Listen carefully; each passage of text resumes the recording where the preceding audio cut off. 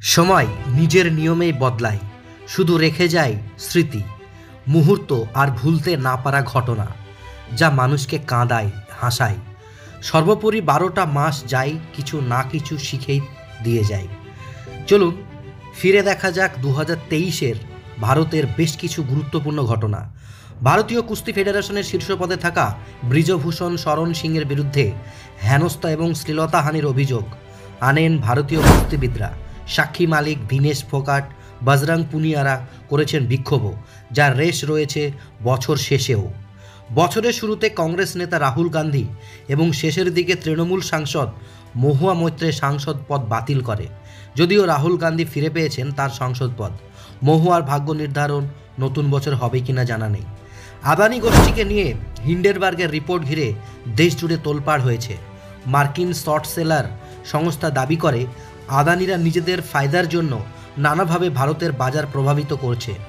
প্রধানমন্ত্রী নরেন্দ্র মোদীর আমলে আদানি গোষ্ঠীর উত্থানে বড়সড় দুর্নীতির ইঙ্গিত দেয়। ব্রিটিশ সংবাদ মাধ্যম বিবিসি ইন্ডিয়া দ্য মুচি কোশ্চেন নামের একটি ডকুমেন্টারি প্রকাশ করে। সেই তথ্যচিত্রে একাধিক ভুল তথ্য রয়েছে বলে দাবি করে ভারত সরকার। গুজরাট দাঙ্গায় নরেন্দ্র মোদীর ভূমিকা নিয়ে প্রশ্ন তোলা হয়। বিবিসি দিল্লি এবং মুম্বাইয়ের দপ্তরেও হানা দেয় আয়কর বিভাগ। উত্তর পূর্বের রাজ্যে বিজেপি নিজেদের শক্তি বৃদ্ধি করেছে। বিধানসভা নির্বাচনে এককভাবে এবং জোটের মাধ্যমে ত্রিপুরা, মেঘালয়, নাগাল্যান্ড নিজেদের দখলে নিয়েছে। চীনকে পিছনে ফেলে বিশ্বের এখন সবথেকে জনবহুল দেশে পরিণত হয়েছে ভারত। মে মাসে কর্ণাটকে বিজেপিকে হারিয়ে জয়ী কংগ্রেস, তবে বছর শেষে কংগ্রেসের হাতছাড়া হয়েছে ছত্তিশগড় আর রাজস্থান। 2000 টাকার নোট বাতিল। 2016 সালের নোট বাতিলের পর 2000 টাকার নোট বের করা হলেও তা বাজার থেকে তুলে নেওয়া হয়েছে 2023 সালে। রক্তাক্ত মণিপুর। উত্তর পূর্বের রাজ্যে কুকি এবং মেইতেই জনগোষ্ঠীর মধ্যে সংঘর্ষে মৃত 100-র বেশি, ঘর ছাড়া হাজার হাজার মানুষ। আইন শৃঙ্খলা পরিস্থিতির চরম অবনতি। মোদী সরকারকে ঘটনার জয় দায়ী করে বিরোধীরা। 888 এবং রাজ্যসভার জন্য 384 আসনযুক্ত নতুন সংসদ ভবন উদ্বোধন। প্রধানমন্ত্রী নরেন্দ্র মোদীর হাত ধরে ভারতীয় সংসদীয় ইতিহাসের নতুন অধ্যায় শুরু হয়েছে।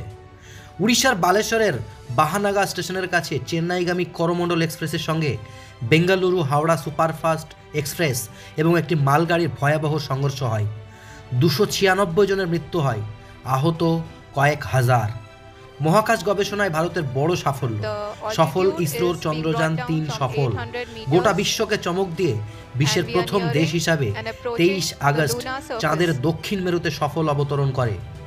অন্যদিকে রাশিয়ার চন্দ্রযান লুনা 25 চাঁদের মাটিতে মুখ থুবড়ে পড়ে, স্বপ্ন ভঙ্গ হয়ে যায়। চন্দ্রযান 3-এর সাফল্যের পর সূর্য সম্পর্কে জানতে গত 2 সেপ্টেম্বর সূর্যযান আদিত্য L1 পাঠায় ইসরো, যা নিজের কাজ শুরু করে দিয়েছে এবং সূর্যের ছবিও পাঠাচ্ছে। 2024 সালে বিজেপির বিরুদ্ধে লড়াই করতে বিরোধীরা সকলে মিলে নতুন জোট গঠন করে, যার নাম দেওয়া হয়েছে ইন্ডিয়া জোট। চলতি বছর G20 সম্মেলনের আয়োজক ছিল ভারত। রাষ্ট্রনেতারা সকলে এসেছিলেন ভারত সফরে। একাধিক গুরুত্বপূর্ণ বৈঠক হয়েছে নিউ দিল্লিতে। দেশের নাম ইন্ডিয়ার বদলে ভারত নিয়ে চর্চা। G20 বৈঠক থেকে চর্চা শুরু।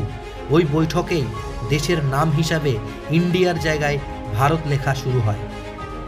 বিশ্বকাপ ফাইনালে উঠেও ভারতের স্বপ্ন ভন। অস্ট্রেলিয়ার কাছে হার রোহিত বিরাটদের, তবে প্রথমবার মহিলাদের ক্রিকেটে বিশ্বকাপে ভারতের জয়। রিচা ঘোষ, শেফালি ভার্মারা অনূর্ধ্ব-19 বিশ্বকাপ জেতেন। এশিয়া কাপেও শ্রীলঙ্কাকে হারিয়ে চ্যাম্পিয়ন হরমপ্রীত কৌররা। এশিয়ান গেমসেও সোনা জেতেন মহিলা ক্রিকেটাররা। দিওয়ালির সময় উত্তরাখণ্ডে নির্মীয়মান টানেল ধসে বিপর্যয়। প্রায় 41 জন শ্রমিক আটকে ছিলেন। প্রায় 17 দিন পর সকলকে সুরক্ষিতভাবে উদ্ধার করা হয়। অনেক দূর জল গড়ানোর পর কাতারে ভারতের প্রাক্তন 8 নৌসেনা আধিকারিককে ফাঁসি দেওয়া থেকে রদ করা হয়েছে। ধন্যবাদ।